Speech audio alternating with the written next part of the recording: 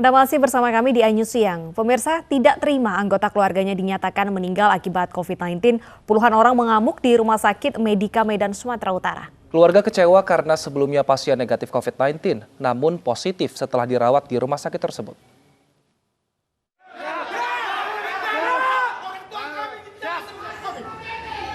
Keluarga pasien yang didampingi salah satu ormas kepemudaan mengamuk di depan Rumah Sakit Mitra Medika di Jalan SM Raja, Kecamatan Medan Amplas.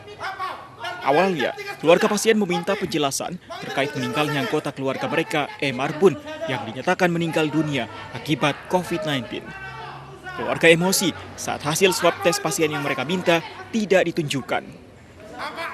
Sebelumnya, pasien yang berusia 60 tahun dirawat di Rumah Sakit Wulan Windy Marelan karena penyakit ginjal. Hasil rujukan rumah sakit tersebut negatif COVID-19. Kritis tengah hari dipaksa anaknya dengan catatan biar bapak ini dibawa ke ruang ICU. Tidak ada alasan untuk tertulis mengenai COVID. Biar dibawa bapak ini ke ruang ICU, itu alasannya, makanya disuruh neken. Bukan dokter. Nah, setelah itu diteken, dibawa ruang ICU, itu pun masih lama dibawa ke ruang ICU. Tidak lama bapak ini meninggal dikatakan COVID. Meski sempat histeris, keluarga akhirnya menerima mediasi yang dilakukan dan mengizinkan pasien dimakamkan dengan protokol COVID-19. Dari Medan, Sumatera Utara, Said Ilham, iNews melaporkan. 15 warga perumahan Gria Melati, Kota Bogor, Jawa Barat dievakuasi setelah dinyatakan positif COVID-19. Sementara di Malang, Jawa Timur, tracing terus dilakukan setelah warga dari sejumlah perumahan terpapar COVID-19.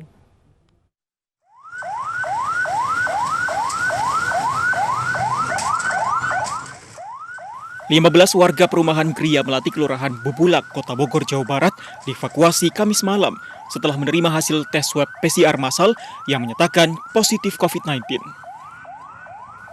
Ke-15 warga dibawa ke BPKP Ciawi untuk menjalani isolasi.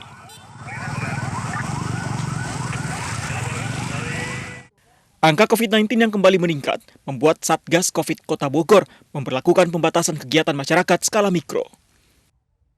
Warga juga diminta mengikuti swab tes massal. Strategi baru nggak apa? Tidak ada, tetap bersama Pak Dandim, Pak Kapolres akan fokus ke PPKM, ya, kewilayahan, karena ini senjatanya di situ. Presiden bilang kita belajar dari India. Jadi Presiden sampaikan cerita beliau dialog dengan Perdana Menteri India tentang kunci sukses India di fase awal melakukan micro lockdown. Jadi PPKM Indonesia adalah belajar dari India. Selain tracing alias penelusuran, penyemprotan dilakukan khususnya di kediaman warga yang terpapar COVID-19.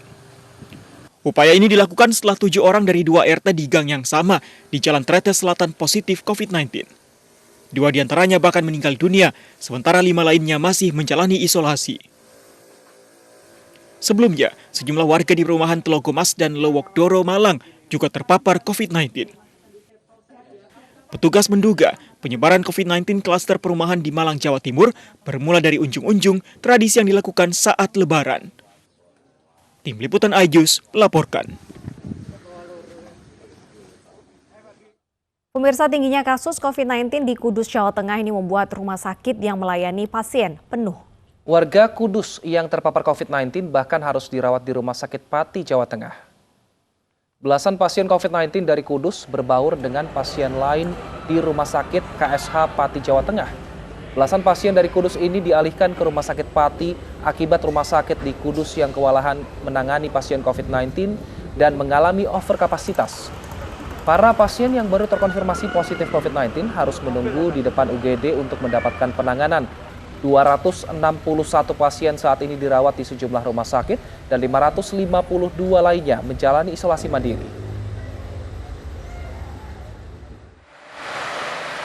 Tingginya penyebaran COVID-19 di Kudus membuat petugas Polres Kudus melakukan penyekatan di sejumlah titik. Bus-bus pariwisata yang hendak masuk di perbatasan Kudus Demak diminta putar balik.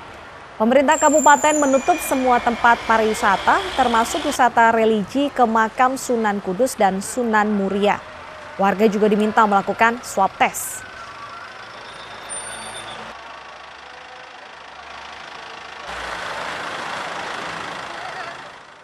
Ya pemirsa, kasus aktif COVID-19 di Kudus, Jawa Tengah ini meningkat hampir 6 kali lipat dibandingkan 2 pekan lalu. Dan untuk mengetahui perkembangan terkini sudah bergabung bersama Ainyu Siang, Bupati Kudus, Bapak Hartopo. Selamat siang Pak Hartopo.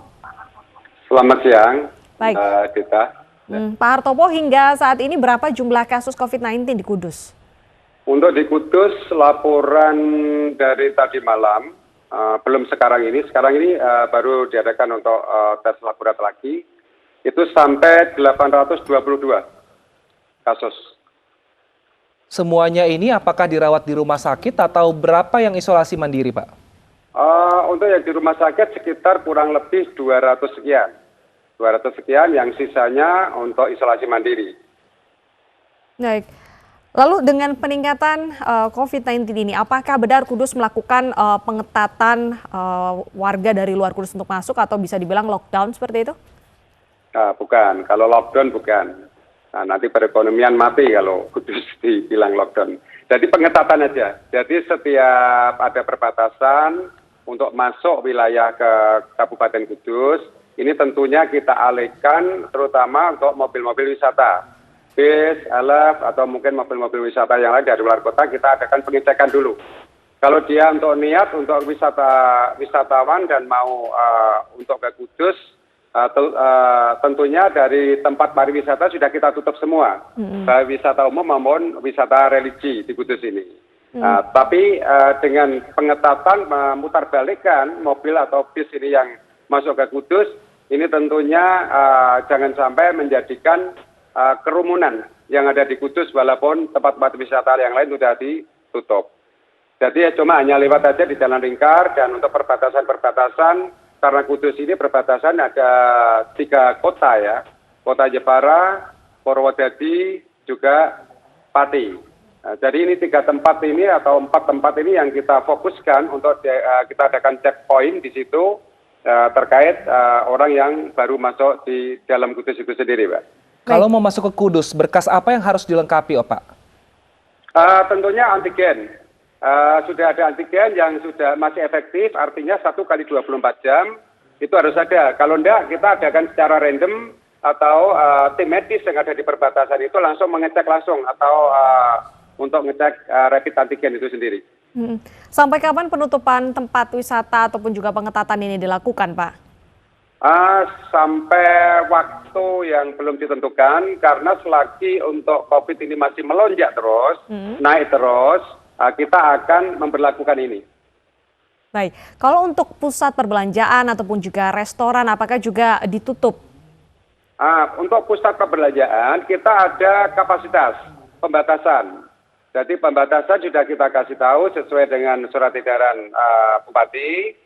Untuk yang jualan restoran atau pedagang kaki lima, warung-warung, semua take away atau harus dibungkus, tidak boleh makan di tempat.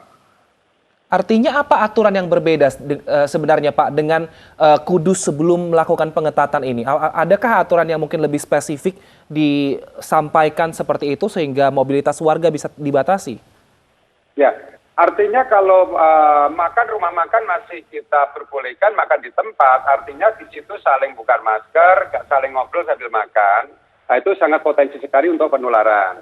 Maka dari itu, kalau dibungkus dibawa pulang, makanya di rumah bukan di restoran itu sendiri. Yang artinya ini lebih spesifik terkait di dalam untuk surat edaran dari Bupati ini supaya tidak ada berkerumun di luar. Dan ini pun jam malam ada, kita berlakukan lagi sampai jam 9 malam. Baik, jadi ada pemberlakuan jam malam dan juga sejumlah pintu masuk ya, ini diperketat kembali. Ya. Terima kasih Ya. Bapak atas informasinya dan terima kasih sudah bergabung bersama kami di Ainyu Siang. Pemirsa, kita ke informasi lainnya. Di Grobogan, Jawa Tengah, seorang ibu lansia ketakutan saat akan disuntik vaksin. Tenaga medis pun harus ekstra sabar untuk memberikan vaksin bagi kaum lansia.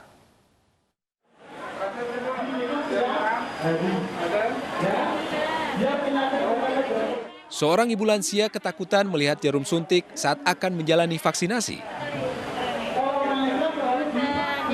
Tenaga medis yang menemani dan menyuntik harus bersabar sambil memberikan semangat agar sang ibu tidak takut.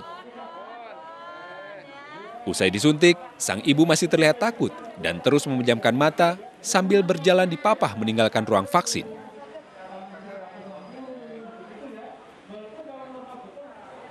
Ini merupakan pelaksanaan vaksin lansia tahap 2 bagi lansia di Grobogan, Jawa Tengah. Dari lansia hanya 23%, dan ini tugas supaya juga tadi push supaya lansia di Kabupaten Grobogan semua dapat vaksin. Sedikitnya 200 lansia antusias menjalani vaksinasi COVID-19. Dari Grobogan, Jawa Tengah, Rustaman Nusantara, iNews melaporkan.